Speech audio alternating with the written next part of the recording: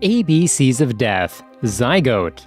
The first film, Zygote, tells the story of a woman who has been pregnant for 13 years. Then, after all those years, her body is being taken over by her unborn child, and her child lives using her mother as her skin. The movie opens in a house containing two occupants, a man and his pregnant wife. It appears that the man, Ty, is heading out of town and leaving his pregnant wife all by herself. This realization alone causes the woman to be terrified. Scared to be alone, the woman begs her husband not to leave, but pleas fall on deaf ears. With his mind already made up, Ty assures his wife that he will be back in time to witness the birth of their child. Before leaving, the man signals to a jar containing some sort of medicine a midwife had given to him. Apparently, the medicine is supposed to prevent the wife from going into labor until the man returns. On his way out, Ty reveals that the contents of the jar are enough to last for some years. Then he walks out, leaving his wife behind. The wife waits patiently for her husband, and still no sign of him returning.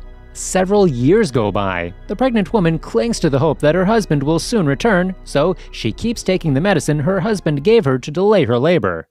13 years have passed since her husband left. The jar is now empty, and the entire house is in a huge mess.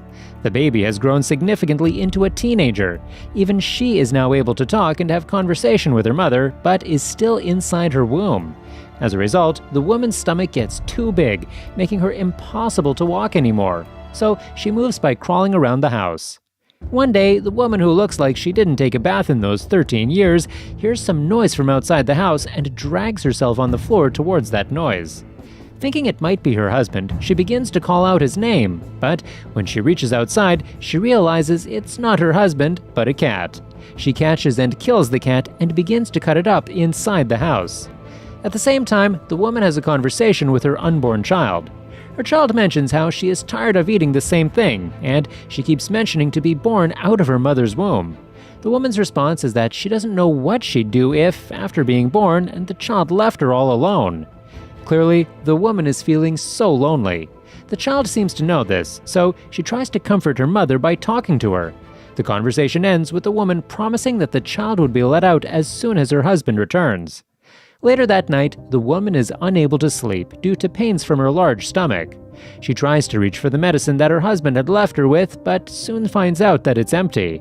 Sensing her mother's suffering, the unborn child mentions again at being let out of her stomach. Not wanting to lose her relationship with her unborn child, the woman begs the child not to leave her. Taking that as a cue to come out, the unborn child stretches into the mother, taking out her internal organs and becoming her, wearing her mother's body as a bodysuit. Now being able to walk around freely, she throws away all the remains, cleans herself up, makes the house in order, and enjoys her life.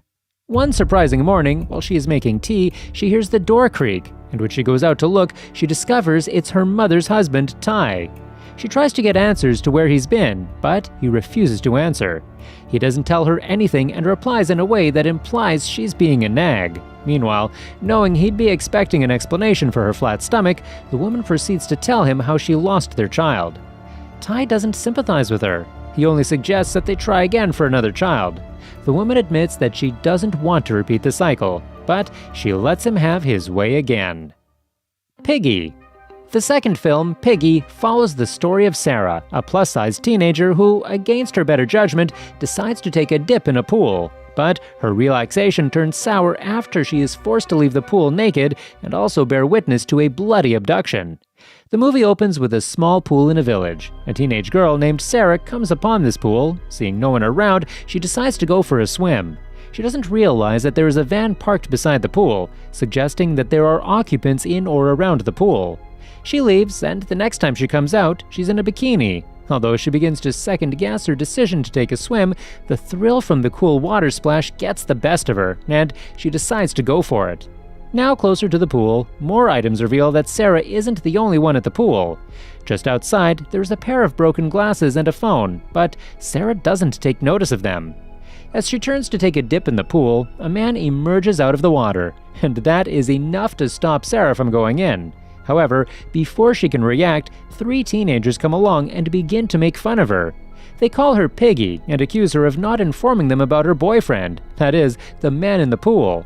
Meanwhile, it is obvious that the two have no form of relationship whatsoever.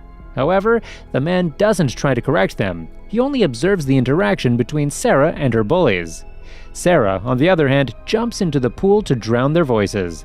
As the teasing reaches its peak, the man makes his way out of the pool. At the bottom of the pool, there's a lifeguard who has been tied together and gagged, but Sarah doesn't know this.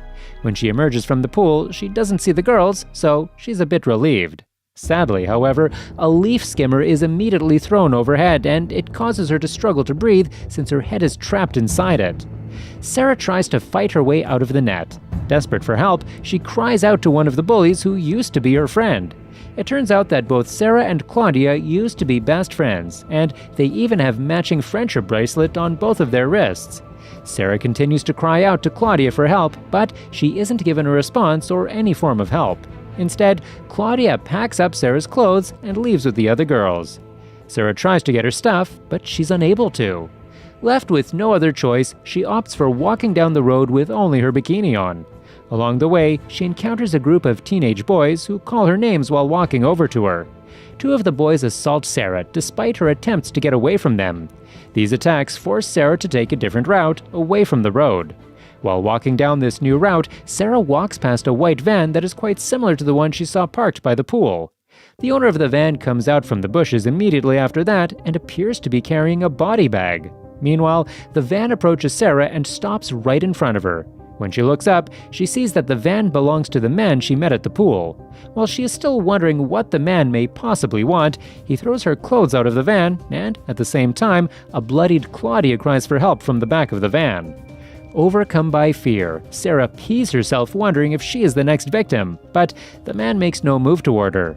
Although Claudia is covered in blood, which is enough to make anyone concerned, Sarah ignores her just like Claudia did earlier. Eventually, Sarah waves at the man, encouraging him to keep moving. After waving back, the man leaves with Claudia at the back of his van. When the van is out of sight, Sarah picks up her clothes and puts them on. Next, she picks up her phone and contemplates calling the cops, but in the end, she chooses to blast music through her earphones, just like in the beginning. Two strangers who meet 5 times. The destinies of two men keep connecting, leaving their future unpredictable. They first meet when they're still children on a beach, and the rest of their encounters have different stories to tell. The movie opens with a man walking down to a cash point. The man, Alistair, appears to be in a hurry, but he is forced to be patient when he meets another man, Samir Aziz, withdrawing from the cash point.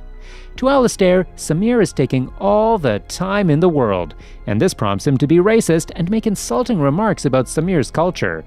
After Samir is done using the cash point, Alistair's remarks force Samir to stop, and he has no other choice than to confront Alistair. The two exchange words, with Alistair leaning more on the racist side. Samir thinks to himself that Alistair is not worth it, so he walks out on him. The movie records this as the second time the two meet. The third time the two meet, Alistair is being considered for an official position in a company that turns out to be owned by Samir. Alistair gets good remarks from his interviewers, which settles his mind that things will end on a positive note. That is, until he gets to meet the CEO of the company. Before Alistair becomes an official employee, one of the interviewers informs him that he has to meet the CEO, and he seems cool with that. Alistair waits for the CEO to arrive, and when he arrives, the two say their greetings. At first, things seemed to be going smoothly, but after a moment, Samir recognizes Alistair and asks him if they've met before. Although Alistair said that he has no recollection of their previous meeting, Samir is sure they've met before. It only takes Samir some seconds before he remembers that Alistair was the guy who talked him down at the cash point. Upon this realization, Samir's facial expression changes into anger. Alistair did not get the job.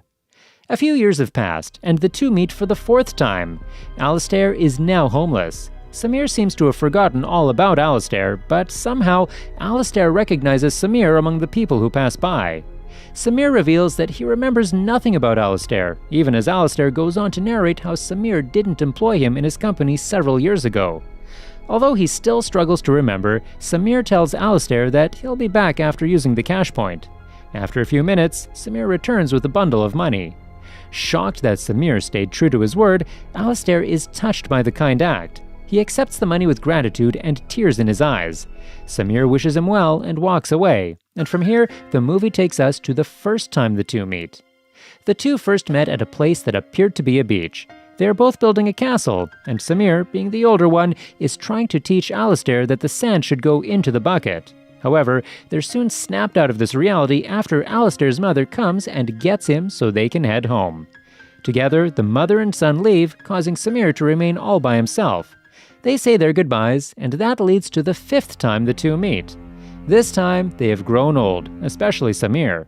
Samir, who has lost his ability to speak, is in a special home for old persons, and Alistair is a volunteer there. Accompanied by a staff at the home, Alistair walks into Samir's room, unknowingly, and after the two are introduced, Alistair tells Samir that he's going to take good care of him. Samir is pleased about this. As the two continue to smile at each other, Alistair begins to stare keenly at Samir. He asks Samir if they have met before, and although Samir doesn't answer immediately, he smiles back as if to say that they have.